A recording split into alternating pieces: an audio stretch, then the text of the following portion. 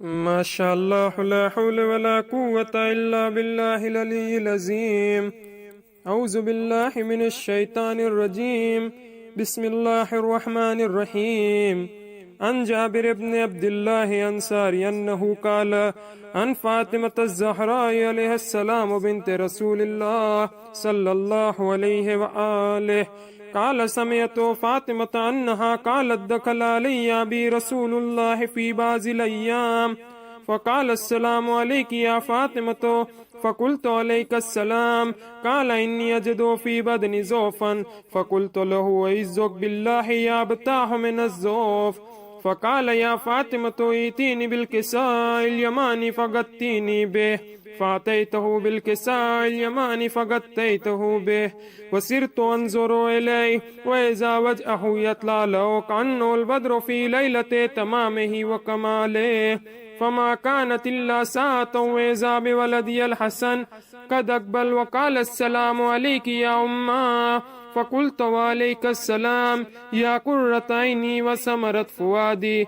فقال يا أمه إني أشم عندك رائحة طيبة كأنها رائحة جد رسول الله فقلت نعم إن جدك تحت الكساء فأقبل الحسن نحو الكساء وقال السلام عليك يا جدة يا رسول الله أتزن لي ندخل معك تحت الكساء فقال وعليك السلام يا ولدي ويا صاحب حوزي قد أذنت لك فدخل معه تحت الكساء فما كانت إلا ساعة وإذا بولدي الحسين قد أقبل وقال السلام عليك يا أمه فقلت وعليك السلام يا ولدي ويا قرة عيني وثمرة فؤادي فقال لي يا أمه إني أشم عندك رائحة طيبة كأنها رائحة جد رسول الله صلى الله عليه وآله فقلت نعم إن جدك وأخاك تحت الكساء فدنا الحسين نحو الكساء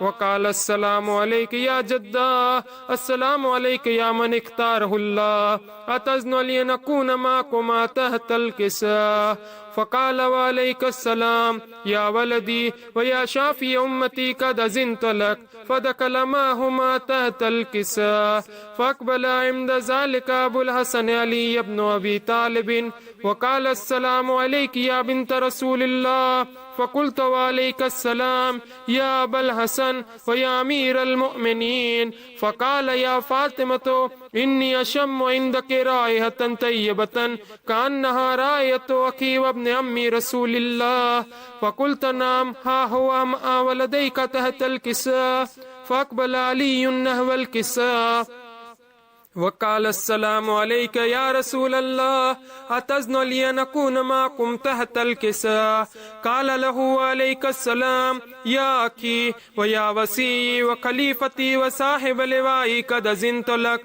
فدخل علي تحت الكساء ثم أتيت نحو الكساء وقلت السلام عليك يا أبتاه يا رسول الله أتزن لي نكون معكم تحت الكساء قال وعليك السلام يا بنتي ويا بزأتي قد أذنت لك فدخلت تحت الكساء فلما اكتملنا جميعا تحت الكساء أخذ بي رسول الله بطرفي الكساء وأومى بيده اليمنى إلى السماء وقال اللهم إن هؤلاء أهل بيتي وحاستي وحامتي لحمهم لحمي ودمهم دمي يؤلمني ما يؤلمهم ويحزنني ما يحزنهم أنا حرب لمن حاربهم وسلم لمن سالمهم وعدو لمن عاداهم ومحب لمن أحبهم إنهم مني وأنا منهم فاجعل صلواتك وبركاتك ورحمتك وغفرانك ورضوانك علي وعليهم واذهب عنهم الرجس وطهرهم تطهيرا. اللهم صل على محمد وآل محمد وعجل فرجهم.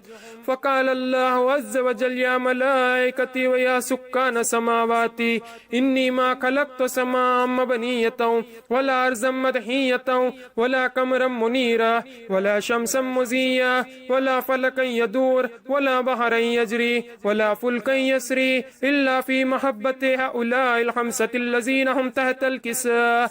فقال الأمين جبرائيل يا رب ومن تحت الكساء فقال عز وجل هم أهل بيت النبوة ومعدن الرسالة هم فاطمة وأبوها وبالها وبنوها اللهم صل على محمد وآل محمد وعجل فرجهم فقال جبرائيل يا رب أتذن لي أن أهبط إلى الأرض لأكون معهم سادسا فقال الله نعم قد أذنت لك فهبط الأمين جبرائيل وقال السلام عليك يا رسول الله العلي الأعلى يقرئك السلام ويكسك بالتحية والإكرام ويقول لك وعزتي وجلالي إني ما خلقت سماء مبنية ولا أرضا مدهية ولا قمرا منيرا ولا شمسا مزيا ولا فلكا يدور ولا بحرا يجري ولا فلكا يسري إلا لأجلكم ومحبتكم وقد أذن لي أن أدخل معكم فهل تأذن لي يا رسول الله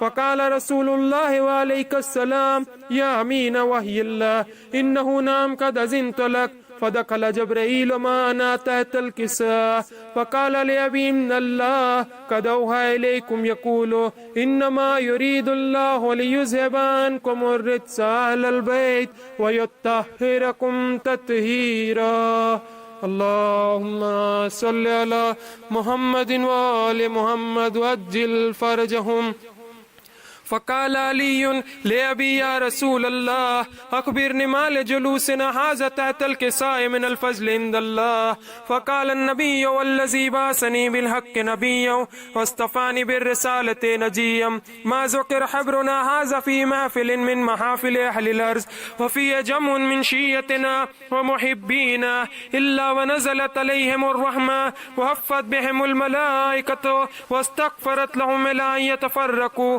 فقال علي إذا والله فزنا وفاز شيتنا ورب الكعبة فقال نبي ثانيا يا علي والذي بعثني بالحق نبيا واصطفاني بالرسالة نجيا ما ذكر خبرنا هذا في محفل من محافل أهل الأرض وفي جمع من شيتنا ومحبينا وفيهم مهموم إلا وفرج الله همه ولا مغموم إلا وكشف الله غمه ولا طالب حاجة إلا وكذا الله حاجته فقال علي إذا والله فزنا وسعدنا وكذلك شيتنا فازوا وسعدوا في الدنيا والآخرة ورب الكعبة اللهم صل على محمد وآل محمد وعجل فرجهم لا حول ولا قوة إلا بالله العلي العظيم اعوذ باللہ من الشیطان الرجیم بسم اللہ الرحمن الرحیم الحمد للہ رب العالمین والصلاة والسلام علی اشرف الانبیاء والمرسلین سیدنا و نبینا و شفیع ذنوبنا و طبیب نفوسنا مولانا مولا الکونین امام المشرقین والمغربین جد الحسن والحسین حبیب الہ العالمین ابی القاسم محمد وعلی اہل بیتہ الطیبین الطاہرین المعصومین المظلومین المنتخبین المنتجبین اما بعد فقد قال اللہ تبارک و تعالی فی القرآن الکریم وهو اصدق القائلین وقولہ الحق بسم اللہ الرحمن الرحیم یا ایہا الذین آمنوا اطیعوا اللہ واطیعوا الرسول واولی الامر منکم عزیزان گرامی، محترم سامعین اکرام اور ناظرین اکرام، آج کی شب ولادت حضرت امام علی نقی علیہ السلام ہے۔ ولادت فرزند رسول آپ سب کو بہت بہت مبارکباد، اور ہم سب کی طرف سے امام زمانہ عجل اللہ تعالیٰ فرجہ شریف کی بارگاہ میں امام علی نقی علیہ السلام کی ولادت بسعادت کی تہنیت اور تبریک پیش کرتے ہیں۔ عزیزان گرامی، مولا امام علی نقی علیہ السلام آئے اولی الامر کے مصداق ہیں۔ جیسے اللہ کی اطاعت واجب ہے، جیسے رسول کی اطاعت واجب ہے، اسی طریقے سے صاحبان امر کی بھی اطاعت واجب ہے۔ اور جو اولی الامر افراد ہیں، جو جانشین پیغمبر ہیں، وہ 12 کی جو تعداد بیان کی گئی ہے، اس میں امام علی نقی علیہ السلام بھی اولی الامر ہیں، ان کی بھی اطاعت سب کے اوپر واجب قرار دی گئی ہے۔ عزیزو، مولا امام علی نقی علیہ السلام کی حیات مبارکہ اگر آپ اٹھا کر کے دیکھیں تو مولا کی زندگی حیات طیبہ 40 سال ہوتی ہے، لیکن اس 40 سال میں مولا نے جو ذمہ داری امامت کا مسئلہ آیا ہے، چونکہ یہ دور وہ تھا جو بنی عباس کا دور تھا، اور بنو عباس کس قدر ظالم سفاک حکمران گزرے ہیں یہ بتانے کی ضرورت نہیں ہے۔ الحمدللہ آپ لوگ ان سب کی عیاریاں، مکاریاں، ہیلے، فریب، دھوکے، دشمنیاں اہل بیت سے الحمدللہ آپ لوگ آشنا ہیں، آپ لوگ ان چیزوں کو سنتے بھی رہتے ہیں، پڑھتے بھی رہتے ہیں۔ مجھے امام علی نقی علیہ السلام کی زندگی کا جن پہلوؤں کی طرف متوجہ کرنا ہے وہ یہ کہ ایک طرف حاکم وقت مولا کے فضائل و مناقب کا اعتراف بھی کرتا ہے، لیکن اسی طرح وہ مولا کا دشمن بھی ہے، جان کا بھی دشمن ہے، مولا کی حیات کا دشمن ہے، اور چاہتا یہ ہے کہ بس کسی بھی طرح سے مولا کے دامن عصمت کو داغدار کر دیا جائے، ان کی کردار کشی کر دی جائے، ان کو اس انداز سے لوگوں کے سامنے پیش کیا جائے تاکہ یہ معلوم ہو کہ یہ اولی الامر نہیں ہے، ان کی اطاعت واجب نہیں ہے، یہ معصوم نہیں ہے، یہ منصوص من اللہ نہیں ہے۔ بہت ہی غور و فکر کرنے کے بعد آخر میں جب لوگوں نے مشورہ دیا ہے تو حاکم وقت نے مولا کو 6-7 سال کی عمر میں، روایت بتا رہی کہ لوگوں نے مشورہ دیا ہے حاکم وقت کو کہ ان کو یہ تعلیم کا سلسلے کو قائم کیا جائے، کوئی ایسا عالم رکھا جائے، تجویز کیا جائے جو فرزند رسول کو پڑھائے۔ عزیزان گرامی، یہ منصوبہ کیوں بنا، یہ فکر کیوں پیدا ہوئی؟ اس لیے کہ 9ویں امام کی شہادت کے بعد لوگوں کا رجحان 10ویں امام کی طرف تھا، جو واقعاً مولا کو امام مانتے تھے، تسلیم کرتے تھے، وہ اس بات کو سمجھتے تھے کہ مولا کی عمر بھلے ہی کم کیوں نہ ہو، لیکن منصب امامت کے لیے عمر کی کوئی قید نہیں ہے، کیونکہ اللہ یہ منصب دیتا ہے۔ اور ظاہر سی بات ہے جب لوگ مولا کو امام تسلیم کر رہے تھے تو لوگوں کا رجحان بھی امام کی طرف تھا، لوگ سوالات لے کر کے آتے تھے، لوگ مولا کے سامنے مسائل لے کر کے آتے تھے، لوگ مولا کے سامنے اپنی ضروریات کو لے کر کے آتے تھے، مولا ان کے سوالوں کا جواب دیتے تھے، ان کے مسائلوں کو حل کرتے تھے، ان کی ضرورتوں کو پورا کرتے تھے۔ یہ چیز حاکم وقت برداشت نہیں کر پا رہا تھا۔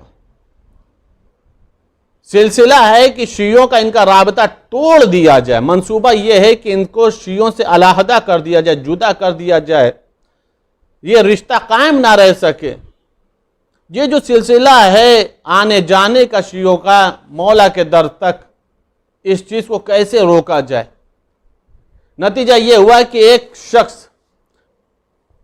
عبیداللہ ابن جنید بغدادی کو طے کیا گیا کہ یہ مولا کو پڑھا، یہ اپنے زمانے کا عالم شمار ہوتا تھا۔ اگر آپ تاریخ امامت اٹھا کر کے دیکھیں تو ہمیشہ امام کے مقابلے میں کچھ ایسے لوگ آئے ہیں جنہیں امت نے عالم سمجھا ہے، اور خاص طور سے انہیں اماموں کے مقابلے میں لایا گیا۔ خود امام جعفر صادق علیہ السلام کے جو شاگرد ہیں، امام اعظم جن کا ٹائٹل بن گیا ہے، جنہیں امام ابو حنیفہ کہا جاتا ہے، وہ خود مولا کے شاگرد ہیں۔ اہل سنت کے جو 4 امام ہیں وہ ڈائریکٹ یا انڈائریکٹ سب کے سب فرزند رسول کے شاگرد ہیں، امام صادق کے شاگرد ہیں۔ لیکن یہ قوم کی بدقسمتی ہے کہ امام کو امام نہیں تسلیم کر رہے ہیں، جو مولا کے شاگرد ہیں انہیں امام اعظم کہا جا رہا۔ اسی طریقے سے جنید بغدادی کو بھی لے کر کے مولا کے مقابلے میں لایا گیا کہ یہ مولا کو تعلیم دیں گے، مولا کو علم سکھائیں گے، یہ مولا کو پڑھائیں گے۔ جبکہ عزیزان گرامی، پیغمبر کی ایک مشہور و معروف حدیث ہے جس کے اندر پیغمبر ارشاد فرما رہے ہیں لا یتخذ اللہ جاہلا ولیا، اللہ کسی جاہل کو ولی بناتا ہی نہیں ہے. اگر یہ اولی الامر ہیں تو یہ مسئلہ طے ہے کہ یہ علم لدنی کے مالک ہیں. یہ پیدا ہی عالم ہوئے ہیں. ان سے علم سیکھنے کی ضرورت ہے، ان کو سکھانے کی ضرورت نہیں ہے. ان سے اپنے آپ کو ہدایت حاصل کرنے کی ضرورت ہے، ان کو ہدایت کرنے کی ضرورت نہیں ہے. اپنے ظرف کو علم سے بھرنے کی ضرورت ہے، ان کو جاہل تصور کرنے کی ضرورت نہیں ہے. اس لیے کہ پیغمبر کی حدیث ہے لا یتخذ اللہ جاہلا ولیا، اللہ کسی جاہل کو ولی بناتا ہی نہیں ہے. یہ اللہ کا فیصلہ ہے. قرآن کریم میں بھی اللہ نے جسے بھی جو منصب دیا ہے اس کا معیار علم ہی قرار دیا ہے. پہلا معیار جو بنا ہے وہ علم بنا ہے. آدم اور فرشتے کا جو مکالمہ ہے عرش کے اوپر، وہ بھی امتحان جو ہوا ہے وہ علم کی ہی بنیاد پر ہوا ہے. اللہ تبارک و تعالیٰ نے جناب طالوت کو جو منصب علمداری دیا تھا، رہبری جو دیا تھا، اس میں یہی کہا تھا وَزَادَهُ بَسْطَةً فِي الْعِلْمِ وَالْجِسْمِ. طالوت علم میں بھی مضبوط ہیں اور جسم میں بھی مضبوط ہیں، یعنی علمی اعتبار سے وہ عالم ہیں، جسمانی اعتبار سے بزدل نہیں ہیں، بہادر ہیں. تمام منصب کو اٹھا کر کے آپ دیکھیں تو کہیں پر بھی اللہ نے کوئی بھی اپنا منصب، چاہے وہ نبوت ہو، رسالت ہو، امامت ہو، خلافت ہو، ولایت ہو، کسی بھی جاہل کے حوالے نہیں کیا. کمال کی بات ہے جہاں پر پیغمبر کی حدیثیں لوگوں کے سامنے ہیں، قرآن کی آیات لوگوں کے سامنے، اس کے بعد بھی فرزند رسول کے پڑھانے کی بات ہو رہی کہ فرزند رسول کو پڑھایا جائے، ان کو علم سکھایا جائے. طریقہ کیا تھا؟ ایک حجرے میں، ایک کمرے میں دونوں کو بند کر دیا جاتا تھا. دن میں ملاقات کسی شیعہ کی ہونے نہ پائے، رات میں تم پڑھاؤ. ارادہ سلسلے کو توڑنے کا تھا، رشتے کو توڑنے کا تھا. راوی خود یہ کہتا ہے کہ ایک روز میں خود جنید بغدادی سے ملا اور ملنے کے بعد پوچھا یہ بتا وہ جو اس بچے کو تم پڑھا رہے ہو کہاں تک پہنچا، اس کے تعلیم و تعلم کا سلسلہ کہاں تک پہنچا؟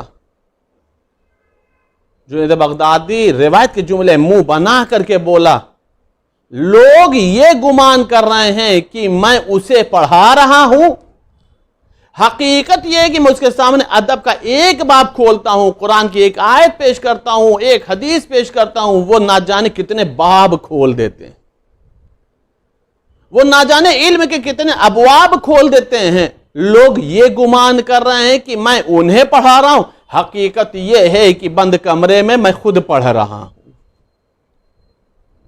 عزیزان گرامی غور فرمایا آپ نے. اسی سے دنیا کو سبق لے لینا چاہیے جو اپنے زمانے کا جسے وہ عالم سمجھ رہے تھے، جب اس کو بھی سامنے لایا گیا تو وہ شاگرد بن گیا، عالم نہیں بنا. اس کے بعد خود وہ کہتا ہے کہ روئے ارض کے اوپر ان سے بڑا کوئی عالم نہیں ہے، زمین کے اوپر ان سے بڑا کوئی عالم نہیں ہے. عزیزان گرامی اسی چیز کا نام ہے عقیدہ. جس چیز کو انسان بعد میں تسلیم کر رہا ہے اسی چیز کا نام ہے عقیدہ، کہ اللہ جسے رہبر بناتا ہے، اللہ کا جو نمائندہ ہوتا ہے، اللہ جسے جو منصب دیتا ہے، وہ اپنے دور کا، زمانے کا، اولین و آخرین میں سب سے بڑا عالم ہوتا ہے. یہ ہے امام علی نقی علیہ السلام. منصوبہ کیا تھا کہ شیعوں سے رشتہ ٹوٹ جائے، رابطہ ٹوٹ جائے. جبکہ حاکم وقت کو خود جب کچھ بھی مصیبت آئی ہے اور علمی مسئلہ درپیش آیا ہے تو وہ خود فرزند رسول کے دروازے پر آیا ہے. خود اس نے فرزند رسول سے سوال کو معلوم کیا ہے. چنانچہ روایت بتا رہی ہے کہ بنی عباس کا بہت بڑا ظالم اور سفاک بادشاہ جس کا نام ہے متوکل، روایت بتا رہی ہے کہ متوکل ایک مرتبہ بیمار پڑ گیا، اور جب متوکل بیمار پڑا ہے تو ایک مرتبہ جب اس کا مرض ٹھیک نہیں ہو رہا تھا، شفا نہیں مل رہی تھی، تو اس نے منت مان لی کہ اگر میرا مرض ٹھیک ہو گیا، مجھے شفا مل گئی تو میں مال کثیر اللہ کی راہ میں قربان کروں گا. عدد فکس نہیں کیا، تعداد کو معین نہیں کیا. کتنا دینا ہے؟ کچھ نہیں، ایک جملہ اس نے طے کر لیا کہ میں مال کثیر اللہ کی راہ میں خرچ کر دوں گا، قربان کر دوں گا، ہدیہ کر دوں گا۔ منت قبول ہو گئی، متوکل سے شفا پا گیا، مرض سے ٹھیک ہو گیا۔ اب اسے منت یاد آئی کہ کیا کرے۔ عدد اگر معین کیا ہوتا 1000 2000 10,000 دینا ہے تو وہ سیدھے سیدھے حکم دے دیتا کہ اتنا اللہ کی راہ میں قربان کر دو، خرچ کر دو۔ لیکن منت میں تو یہ ہے کہ میں اللہ کی راہ میں مال کثیر، زیادہ مال دوں گا۔ اب یہ کیسے طے ہو کہ مال کثیر کسے کہتے ہیں، زیادہ مال کسے کہتے ہیں؟ دربار آراستہ ہو گیا، درباری علماء جمع ہو گئے، اب اس نے اپنی منت کا اعلان کیا، اظہار کیا کہ میں نے یہ منت مانی تھی، اب آپ لوگ یہ بتاؤ کہ مجھے اللہ کی راہ میں کتنا خرچ کرنا چاہیے، اللہ کی راہ میں کتنا قربان کرنا چاہیے۔ اب جو عالم جیسا عالم اس نے فتویٰ دینا شروع کر دیا، کسی نے کہا 1000، کسی نے کہا 2000، جس کو جو زبان پہ آیا وہ بول دیا۔ بول سب رہے ہیں، دلیل کسی کے پاس نہیں ہے۔ کس بیس پہ کہہ رہے ہو کہ اتنے مال کو مال کثیر کہا جاتا ہے؟ بنیاد کیا ہے؟ کس اصول کے تحت کہہ رہے ہو کہ اسے مال کثیر کہا جاتا ہے؟ یہی چیز متوکل کے بھی ذہن بیٹھی، کہا تم لوگوں کا اختلاف ہی یہ بتا رہا ہے کہ نہ یہ مال کثیر ہے نہ وہ مال کثیر ہے۔ اگر مال کثیر ایک صحیح فیگر ہوتا جو تم سب کی نگاہ میں ایک ہوتا تو تم سب کا جواب ایک ہونا چاہیے تھا۔ یہ جوابوں کا علیحدہ علیحدہ ہونا اس بات کی دلیل ہے کہ تم خود متفق نہیں ہو کہ مال کثیر کسے کہا جائے۔ اب کرے تو کیا کرے، منت کو پورا کرنا ہے۔ متوکل کا ایک غلام تھا، خادم تھا، جس کا نام حسن تھا۔ اس نے کہا متوکل اگر تو کہے تو میں فرزند رسول سے معلوم کر کے آؤں کہ مال کثیر کسے کہا جاتا ہے۔ متوکل نے کہا اگر تو نے صحیح جواب دیا اور اس جواب پر دلیل رہی تو میں تجھے 10,000 درہم دوں گا انعام، اور اگر تو نے دلیل نہیں قائم کی تو میں تجھے 100 کوڑے ماروں گا۔ ایک طرف 10,000 درہم ہے، ایک طرف 100 کوڑے ہیں، جواب لے کر کے آنا ہے۔ متوکل سے کسی مسئلے کی بعید نہیں ہے، کیا فیصلہ سنا دے۔ حسن بھاگا ہوا مولا کے پاس آیا، مولا ایسا ایسا مسئلہ ہے، دربار میں اختلاف ہو گیا ہے، مال کثیر کسے کہتے ہیں؟ مولا نے کہا جا کر کے متوکل سے کہہ دینا 1000 2000 خرچ کرنے کی ضرورت نہیں، صرف 80 درہم اللہ کی راہ میں خرچ کر دے، اسی کو مال کثیر کہتے ہیں۔ عزیزان گرامی، کہاں 1000 کی بات اور کہاں صرف 80 درہم۔ جیسے ہی حسن نے آ کر کے متوکل سے کہا تو مطلب سارے کے سارے درباری علماء متعجب ہو گئے، یہ کیسی بات ہو گئی؟ کہیں 80 درہم بھی مال کثیر کہلائے گا؟ کہیں 80 درہم کو بھی زیادہ مال کہا جائے گا؟ ہم تو 1000 کی بات کہہ رہے تھے، اسے متوکل نے کثیر مال نہیں تسلیم کیا، یہ 80 درہم کو متوکل مال کثیر کیسے مان لے گا؟ حسن سے متوکل نے پوچھا یہ بتا تمہارے پاس دلیل کیا ہے؟ وہ دلیل قرآن سے دے۔ کہا ہاں میں دلیل قرآن سے دے رہا ہوں۔ کیا دلیل ہے؟ کہ قرآن کریم میں خداوند عالم اپنے پیغمبر کو مخاطب کر کے کہہ رہا لَقَدْ نَصَرَكُمُ اللَّهُ فِي مَوَاطِنَ كَثِيرَةٍ، اللہ نے آپ کو کثیر مقامات پر اللہ نے آپ کی نصرت کی ہے، آپ کی مدد کی ہے۔ اللہ نے جو پیغمبر کی مدد کی ہے، جسے اللہ نے مواطن کثیرہ کہا، یعنی زیادہ مقامات پر، کثیر مقام پر، اس کو جب تو شمار کرے گا تو وہ 80 شمار ہوتے ہیں، اس کی تعداد 80 بنتی ہے۔ متوکل مطمئن ہو گیا، چونکہ قرآن سے آیت مل گئی، قرآن سے دلیل بن گئی، قرآن سے ثبوت مل گیا۔ 80 درہم اللہ کی راہ میں خرچ ہو گیا، 10,000 درہم حسن کو انعام کے طور پر مل گیا۔ عزیزان گرامی درباری علماء سب کے سب اس چکر میں پڑ گئے کہ دیکھو ہم 1000 کی بات کہہ رہے تھے لیکن ہمارے پاس 1000 کا کوئی پروف نہیں تھا، کوئی ثبوت نہیں تھا۔ فرزند رسول نے 80 بھی بتایا تو اس کا قرآن سے آیت بنا کر کے ثبوت پیش کر دیا۔ عزیزان گرامی یہ درباری علماء کو تعجب نہیں کرنا چاہیے، اس لیے کہ قرآن کی بات اچھی طرح سے وہی جانے گا جس کے گھر میں قرآن نازل ہوا ہے۔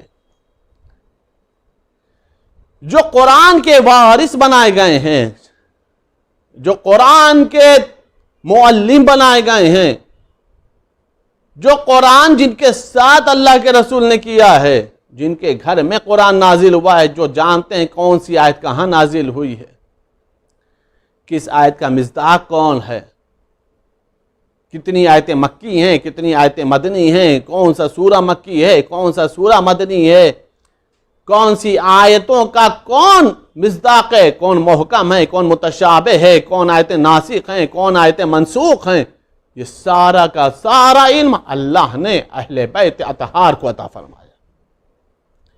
اسی لیے یہ جب بھی کوئی دعویٰ کرتے ہیں تو اس دعوے کے پیچھے قرآن کی آیتیں تصدیق کرتی ہیں، قرآن کی آیتیں دلیل بن جاتی ہیں، چونکہ اللہ نے انہیں اولی الامر بنایا ہے، اور اللہ کسی کو جاہل کو ولی نہیں بناتا، اللہ اسی کو بناتا ہے جس کے پاس علم ہوتا ہے۔ عزیزان کرام، ایک شخص ہے جس کا نام ہے اسحاق، وہ فرزند رسول کے پاس آیا، اور آنے کے بعد آیا تھا سوال پوچھنے کے لیے۔ سوال کیا تھا کہ وہ 4 مخصوص روزے کون سے ہیں جسے مستحب قرار دیا گیا، جس کے بہت زیادہ ثواب قرار دیے گئے۔ جیسے ہی مولا سے ملاقات ہوئی تو مولا نے اس کو سوال پوچھنے کی بھی زحمت نہیں دی، مولا نے اس بات کا بھی انتظار نہیں کیا کہ وہ سوال پوچھے تو جواب دیں، بلکہ مولا نے اس کے گھر کے پوری رودات، پورے واقعے کو بیان کر دیا۔ مولا نے فرمایا تو اس لیے آیا ہے کہ تیرے گھر پہ یہ مسئلہ ہے، لوگ سمجھ نہیں پا رہے ہیں کہ وہ کون سے 4 روزے ہیں جنہیں اللہ نے بہت زیادہ اجر و ثواب دینے کا وعدہ کیا۔ کہا فرزند رسول ہاں ہمارے گھر پہ یہی بحث چل رہی ہے۔ روایت کے جملے یہ ہیں کہ ایک مرتبہ مولا نے فرمایا سب سے پہلا جو روزہ ہے وہ 17 ربیع الاول جو میرے جد کی ولادت کا روز ہے، یہ روزہ مستحب ہے، اس کا ثواب بہت زیادہ ہے۔ دوسرا وہ تاریخ جس تاریخ میں میرا پیغمبر مبعوث برسالت ہوا ظاہری طور پر، جسے 27 رجب کہا جاتا ہے۔ تیسری وہ تاریخ جس تاریخ میں سفینہ نوح کوہ جودی پر ٹھہرا، رکا، اور اللہ نے خانہ کعبہ کے نیچے سے زمین کو وسعت دینا شروع کی، زمین کا فرش بچھانا شروع کیا، وہ تاریخ ہے 25 ذی القعدہ۔ اور چوتھی تاریخ وہ ہے جس تاریخ میں میرے جد امیر المومنین کی ولایت کا اعلان ہوا تھا 1.25 لاکھ حاجیوں کے مجمع میں، جسے 18 ذی الحجہ کہا جاتا ہے۔ یہ 4 روزے مخصوص قرار دیے گئے ہیں، ایک پیغمبر کی ولادت، ایک بعثت رسالت، ایک زمین کا فرش کا بچھنا وسعت ہونا، اور چوتھا میرے جد کی ولایت کا جس دن بھرے مجمع میں اعلان ہوا ہے۔ یہ تاریخیں وہ ہیں جس تاریخ میں روزے کو رکھنا مستحب قرار دیا گیا ہے، جس تاریخ پر خداوند عالم نے اجر عظیم رکھا ہے، ثواب بے پناہ رکھا، یہ مستحب روزے ہیں۔ عزیزان گرامی، یہ روایت میں نے سنایا کیوں؟ یہ اس لیے سنایا کہ اہل بیت اطہار علیہ السلام جب سوال کا جواب کا بھی علم رکھتے ہیں، اور ساتھ ہی ساتھ یہ بھی جانتے ہیں کہ سائل سوال پوچھنے والا کیا ہے، سائل کا سوال کیا ہے۔ مولا سائل کو بھی جانتے ہیں، سائل کے سوال کو بھی جانتے ہیں، اور ساتھ ہی ساتھ مولا جواب دے کر کے مطمئن کر دیتے ہیں۔ سوالوں کا جواب دینا کسی حد تک ممکن ہے، کسی حد تک ممکن ہے، مکمل وہ بھی ممکن نہیں ہے، لیکن سوال جو ہوتا ہے وہ سینوں میں پوشیدہ ہوتے ہیں۔ جب تک اس پہ زبان پر الفاظ کا لباس نہ آ جائے تب تک وہ سارے کے سوال پوشیدہ ہوتے سینوں میں۔ اہل بیت اطہار علیہ السلام کے اگر آپ تاریخ اٹھا کر کے دیکھیں گے تو آپ کو معلوم ہوگا کہ بہت سارے ائمہ کے ایسے واقعات ہیں کہ جہاں پر ائمہ نے سائلوں سے سوال پوچھا نہیں ہے بلکہ سوال خود بتایا ہے، ساتھ میں جواب بھی دے دیا ہے، تاکہ معلوم ہو جائے کہ ہم تمہارے سینوں کے رازوں کو بھی جانتے ہیں، تمہارے سوالوں کا بھی علم رکھتے ہیں۔ عزیزان کرام، یہی امام علی نقی علیہ السلام، آپ علم دیکھیے گا، امام علی نقی علیہ السلام ہے، مولا بیٹھے ہوئے ہیں، مولا کے ساتھ مولا کا ایک صحابی ہے جس کا نام ہے ابو ہاشم، دونوں بیٹھے ہوئے گفتگو کر رہے تھے کہ ایک مرتبہ ابو ہاشم کہتا یہ ہے کہ میں نے کہا کہ فرزند رسول، ایک ترک کی، جو ملک ترک ہے، وہاں کی ایک فوج آئی ہے، اس کا قافلہ آیا ہے۔ مولا نے کہا چلو چل کر کے ہم لوگ بھی دیکھتے ہیں، اس ترکی فوج سے ملاقات کرتے ہیں۔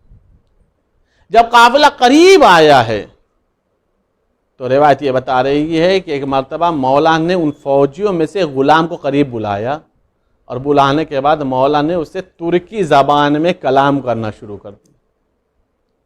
اللہ اکبر، زبان ترک میں، وہاں کی اس کی زبان میں مولا نے اس سے کلام کرنا شروع کیا۔ کلام اس قدر گفتگو ہوتی رہی کہ ایک مرتبہ ابو ہاشم کہتا ہے میں نے یہ دیکھا کہ جس سے مولا کلام کر رہے تھے، ایک مرتبہ وہ فوراً مولا کے قدموں کو چومنے لگا، مولا کے ہتھیلیوں کو چومنے لگا، مولا کے پیشانی کو چومنے لگا۔ ابو ہاشم کہتا ہے کہ میں نے پوچھا یہ بتا تمہاری ان کی کبھی ملاقات ہوئی تھی؟ کہا کبھی ملاقات نہیں ہوئی تھی۔ کہ اتنے لمحے میں، چند لمحے میں تم نے ان کا کیا دیکھ لیا؟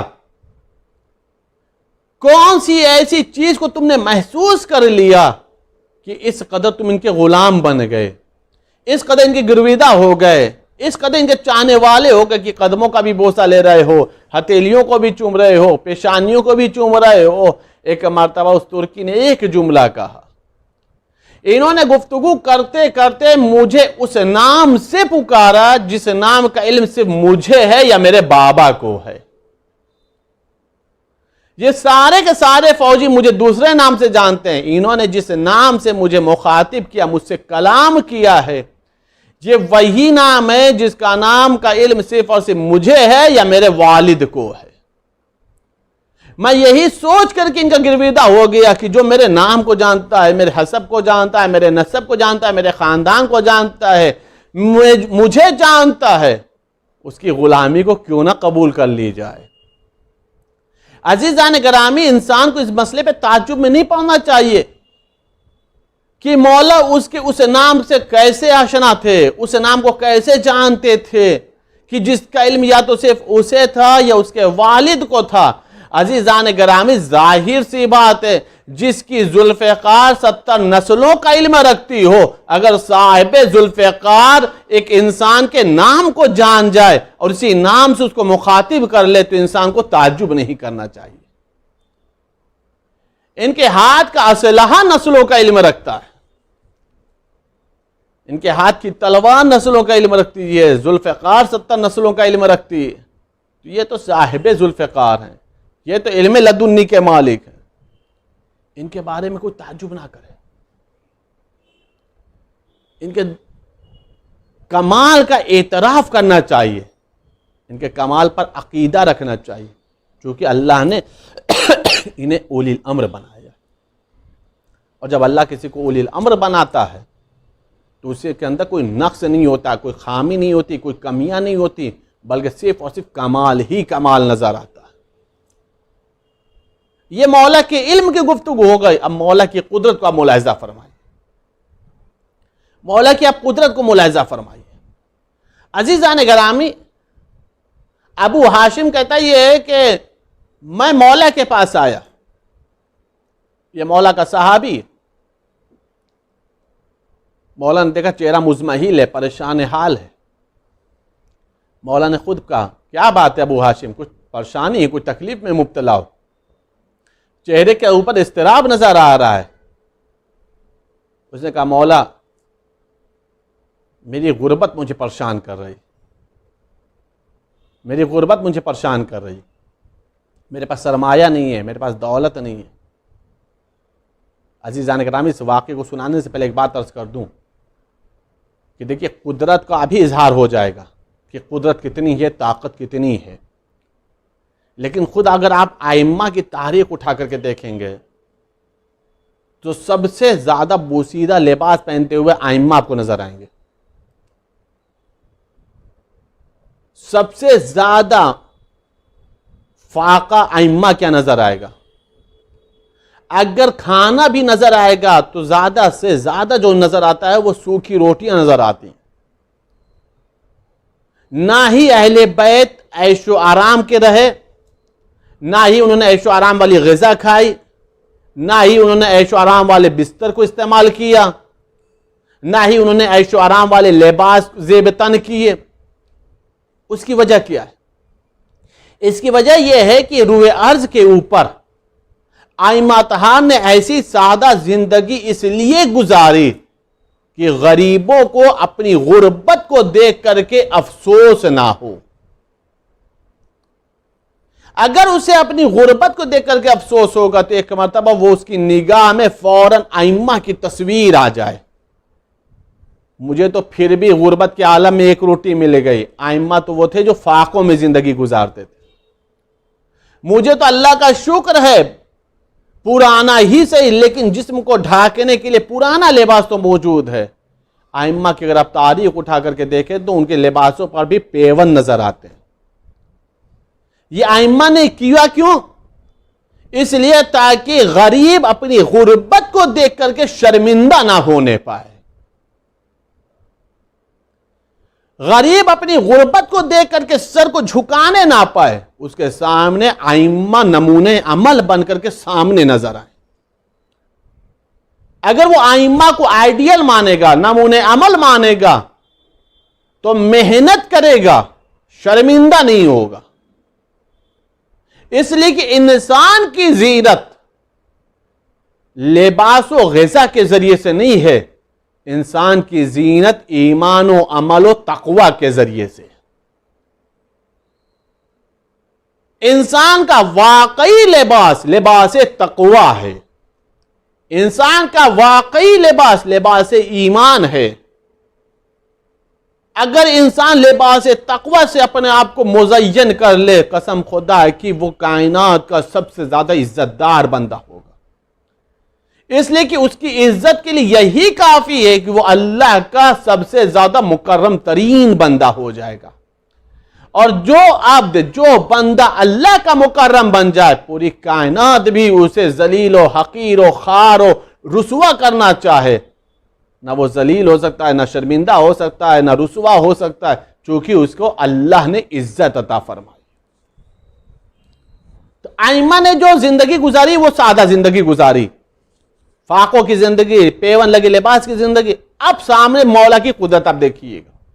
یہ میں نے واقعہ کہ پہلے اس لیے سمجھایا تاکہ یہ اکثر و بیشتر سوال ہوتا ہے جب اتنی قدرت تھی تو انہوں نے لباس پیون لگے کیوں پہنے، اتنی طاقت تھی، اتنا اختیارات تھا تو یہ فاقے میں زندگی کیوں گزارے؟ فاقوں میں زندگی اسی لیے گزارا ہے، بہت سارے غریب فاقوں میں ہوئے.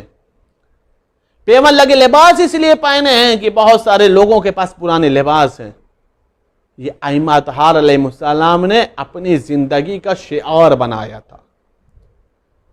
روایت بتا رہے کہ ابو ہاشم جعفری کہتا یہ ہے کہ فرزند رسول، میری غربت مجھے پریشان کر رہی. مولا نے فرمایا بس اتنی معمولی سی بات ہے، اس کے لیے تو نے اپنا چہرہ مضطرب کر رکھا ہے، اس قدر چہرہ مزمحل ہے. ایک کام کر، زمین کے اوپر نگاہ کر. کہا مولا زمین پر ریت ہے. کہا جتنی اٹھانا ہے ریت اٹھا لے، جتنی ریت اٹھانا ہے اٹھا لے. اس نے ریت کو اٹھایا، مٹھی بھر ریت اٹھا لی. ایک مرتبہ مولا نے ریت کی طرف دیکھا اور دیکھنے کے بعد کچھ بھی نہیں کہا، صرف اتنا کہا اب اسے لے جا کر بازار میں فروخت کر دے. اس نے کہا مولا ایک مٹھی ریت سے کیا ہو جائے گا، اسے کون خریدے گا؟ مولا نے کہا اب نگاہ تو دیکھ. اب جو دیکھا تو کیا دیکھا؟ جو ریت تھی وہ سونے میں تبدیل ہو گئی، جو ریت تھا وہ گولڈ میں تبدیل ہو گیا. اس کی ماہیت بدل گئی، اس کی صورت بدل گئی، ریت سے وہ سونا بن گیا. اس نے کہا مولا یہ کیا، یہ تو ریت سونا بن گئی. مولا نے کہا میں نے اسی لیے تو کیسے لے جا بازار میں فروخت کر دے. میں نے کب تجھ سے کہا ریت بیچنے کے لیے؟ میں نے تو یہ کہا جو تیری مٹھی میں سے لے جا کر کے بیچ دے اور اپنی ضرورت کی زندگی کو گزار لے. کہا مولا اس قدر کی مجھے ضرورت نہیں ہے, مجھے بس تھوڑا سا چاہیے تھا. مولا نے ایک جملہ فرمایا, رکھ لے جتنا تیری ضرورت اس کے لیے, باقی تو بچا کر کے رکھ لے اپنے بچوں کی کفالت کے لیے, اپنے اہل و عیال کی پرورش کے لیے. عزیزان گرامی, آپ نے غور فرمایا, صرف اور صرف اہل بیت اطہار علیہ السلام اگر ریت کو اشارہ کر دیں تو ریت بھی سونے میں تبدیل ہو جاتی.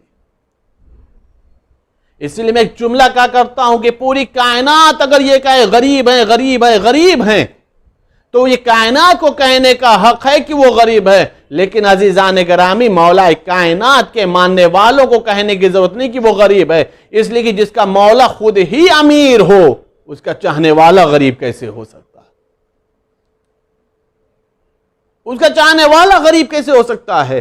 عزیزان گرامی بس ہاں اس بات کی ضرورت ہے, اگر اس ظاہری غربت کو بھی دور کرنا ہے, اس ظاہری غربت کو بھی دور کرنا ہے, تو آج ہی کی تاریخ میں مولا امام علی نقی علیہ السلام کو واسطہ دے کر کے, وسیلہ دے کر کے, اسی روایت کو وسیلہ بنا کر کے, اسی واقعے کو وسیلہ بنا کر کے ذکر کر کے کہ اے میرے مولا جیسے آپ نے ابو ہاشم کی ظاہری غربت کو دور کر دیا, ایک اشارے کے اندر اے میرے مولا اپنے چاہنے والوں کی بھی غربت کو دور کر دے, اپنے چاہنے والوں کو بھی ظاہری غربت کو دور کر دے, ان کی غربت کو تو خزانہ غیب سے غنی ہونے میں تبدیل کر دے.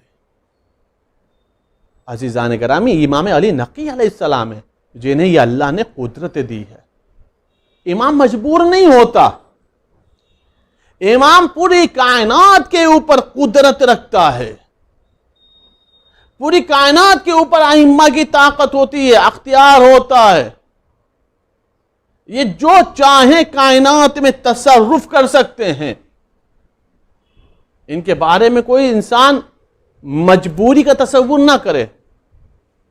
میں نے اسی واقعے کو سنانے سے پہلے اسی لیے عرض کیا تاکہ کوئی یہ نہ سمجھ لے کہ یہ مجبور تھے, یہ غریب تھے. نہیں عزیزان گرامی, ان کی جو زندگی تھی وہ لوگوں کے لیے نمونہ عمل تھی, لوگوں کے لیے آئیڈیل بن کر گئے تھے کہ تمہیں زندگی کیسے گزارنی. یہ ہیں امام علی نقی علیہ السلام. یہی ابو ہاشم میں ایک قدرت امام کا ایک واقعہ اور ملاحظہ فرما لیں. امام علی نقی علیہ السلام سامرہ آ چکے ہیں, مدینے سے مولا کی ہجرت ہو چکی ہے, مولا سامرہ آ چکے ہیں. روایت بتا رہی کہ ابو ہاشم بغداد رہتا ہے, مولا سے آیا ہے ملاقات کے لیے.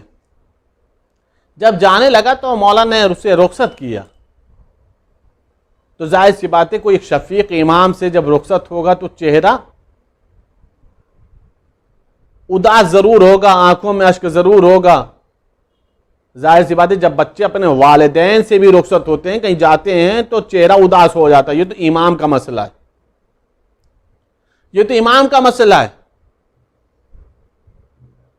روایت بتا رہی ہے کہ مولا نے ان کی اداسی کو محسوس کیا اور محسوس کرنے کے بعد کہا جاؤ بغداد جاؤ, اللہ تمہیں حفظ و امان میں رکھے. اداس ہونے کی کیا بات ہے, آنکھوں میں اشک کیوں, تم تو آتے رہتے ہو. اس نے کہا مولا مسئلہ یہ ہے کہ میں روز نہیں آ پاتا, اور میں یہ چاہتا ہوں کہ میں کوئی ایک دن بھی آپ کی زیارت سے محروم نہ رہوں. روک کر کے یہاں پر بھی پہلے ایک بات عرض کر دوں. دیکھیے ملاقات ہوئی 10ویں امام کی, ابو ہاشم سے ملاقات ہوئی اور جا رہا ہے, پھر مولا کہہ رہے ہیں کہ پھر آؤ گے بھی, کیوں پریشان ہو رہے. تو ابو ہاشم نے کیا کہا, مولا میں ایک دن بھی آپ کی زیارت سے محروم رہنا پسند نہیں کرتا, میں چاہتا ہوں آپ سے روز ملاقات ہو. کیا یہ جملہ ہمارے لیے عبرت کا درس نہیں ہے؟ درس عبرت نہیں, درس نصیحت نہیں ہے, غور و فکر کا مقام نہیں ہے کہ ہم بھی ایک امام کے زمانے میں زندگی گزار رہے ہیں اور پوری زندگی میں ایک مرتبہ بھی ہم اپنے امام کو نہ دیکھ سکیں, پوری حیات میں بھی ایک مرتبہ بھی ہم اپنے امام سے ملاقات نہ کر سکیں.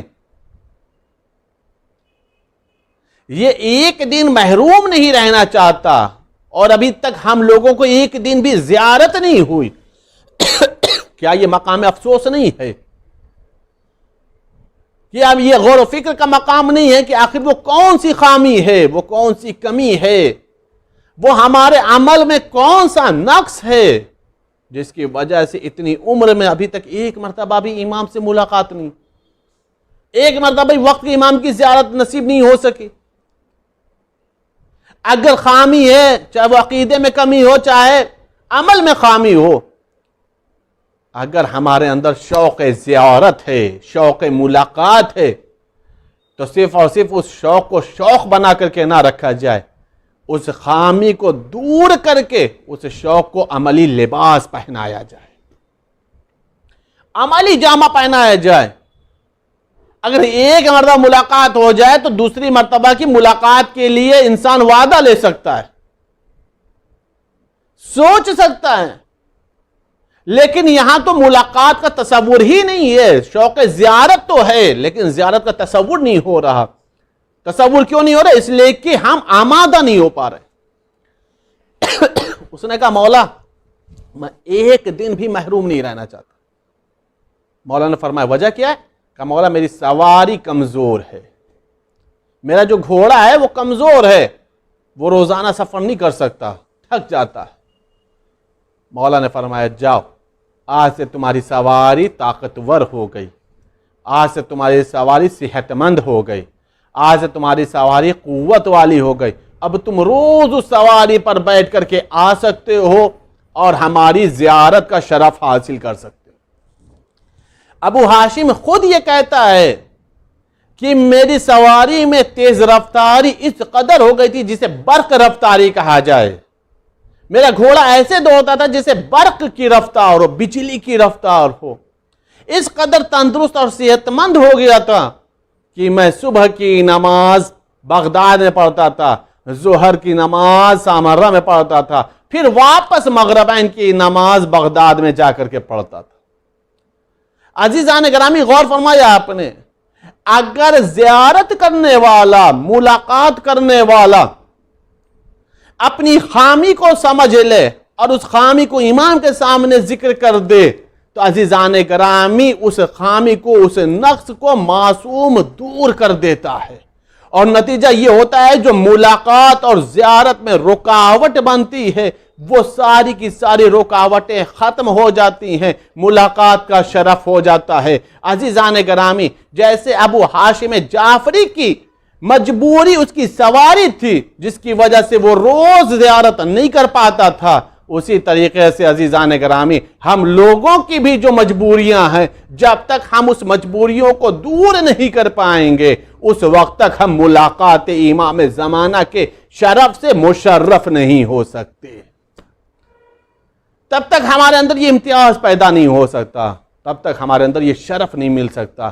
عزیزان گرامی آئیے ہم مولا امام علی نقی علیہ السلام کی بارگاہ میں دعا کرتے ہیں، وسیلہ بنا کر اللہ کی بارگاہ میں دعا کرتے ہیں، اے میرے مولا، اے میرے معبود، تجھے امام علی نقی علیہ السلام کا واسطہ ہم سب کو سامرہ کے اور تمام اتباعت اولیاء کی حج بیت اللہ کی ذات نصیب فرما۔ میرے معبود ہم سب کے رزق اور روزی میں اضافہ فرما۔ میرے معبود اس وبائی مرض سے ہم سب کو محفوظ رکھ، جتنے بیمار ہوں سب کو شفاء کلی اور صحت کاملہ عطا فرما۔ ہمارے عمل، ہمارا عقیدہ ایسا ہو جائے کہ وقت کا امام اس سے راضی اور خوشنود ہو جائے اور ہمیں اپنے وقت کے امام کے زیارت کا شرف نصیب ہو جائے۔ میرے معبود تجھے واسطہ ہے محمد والے محمد کا، عشرہ محرم قریب ہے، ماہ محرم الحرام قریب ہے، میرے معبود ایسے اسباب مہیا کر دے کہ تمام حسینیاں کھل جائیں اور امام حسین علیہ السلام کی عزاداری اس شان و شوکت سے برپا کی جا سکے۔ میرے معبود تجھے واسطہ ہے محمد والے محمد کا، ہم سب کو دامن قرآن اور ولایت اہل بیت سے متمسک رکھ۔ میرے معبود جو بے مکان ان سب کو صاحب مکان بنا، جو غریب ہیں انہیں امام علی نقی علیہ السلام کے صدقے میں میرے معبود توانگری عطا فرما۔ میرے معبود تجھے واسطہ ہے محمد والے محمد کا، ہم سب کی تمام دنیاوی اخروی حاجتوں کو شرف قبولیت عطا فرما۔ امام زمانہ کے ظلم میں تعجیل فرما، ہم سب کو ان کے اعوان و انصار میں شمار فرما۔ اللہم تقبل منا انک انت السمیع العلیم بحق محمد وآلہ الطاہرین۔ السلام علیکم یا ابا عبداللہ، السلام علیکم یا ابن رسول اللہ، السلام علیکم ورحمۃ اللہ وبرکاتہ۔ السلام علیکم یا غریب الغربا، السلام علیکم یا سلطان العرب والعجم، السلام علیکم یا ابو الحسن یا علی ابن موسی رضا، السلام علیکم ورحمۃ اللہ وبرکاتہ۔ زیارت حضرت امام علی نقی علیہ السلام۔ السلام علیکم یا ابو الحسن علی ابن محمد ذکی الراشد النور الساقی ورحمۃ اللہ وبرکاتہ۔ السلام علیکم یا صفی اللہ، السلام علیکم یا سیر اللہ، السلام علیکم یا حبل اللہ، السلام علیکم یا آل اللہ، السلام علیکم یا خیارت اللہ، السلام علیکم یا صفت اللہ، السلام علیکم یا امین اللہ، السلام علیکم یا حق اللہ، السلام علیکم یا حبیب اللہ، السلام علیکم یا نور الانوار، السلام علیکم یا سلیل الاخیار، السلام علیکم یا عنصر الاطہار، السلام علیکم یا حجت الرحمن، السلام علیکم یا رکن الایمان، السلام علیکم یا مولا المؤمنین، السلام علیکم یا وسیع الاوصیاء، السلام علیکم یا امام الاتقیاء، السلام علیکم یا حجت اللہ علی الخلائق اجمعین، السلام علیکم یا خلف ائمۃ الدین، السلام علیکم یا ابو الحسن علی ابن محمد، السلام علیکم ایھا النقی العسکری، السلام علیکم یا نور اللہ الموزی، السلام علیکم ورحمۃ اللہ وبرکاتہ، السلام علیکم یا صاحب العصر والزمان، الامان الامان الامان من فتنۃ الزمان، السلام علیکم یا شریک القرآن، السلام علیکم یا خلیفۃ الرحمن، السلام علیکم یا امام زمان ھذا، عجل اللہ تعالی فرجک وسهل اللہ تعالی مخرجک وظہورک وجعلنا من اعوانک وانصارک ورحمۃ اللہ وبرکاتہ۔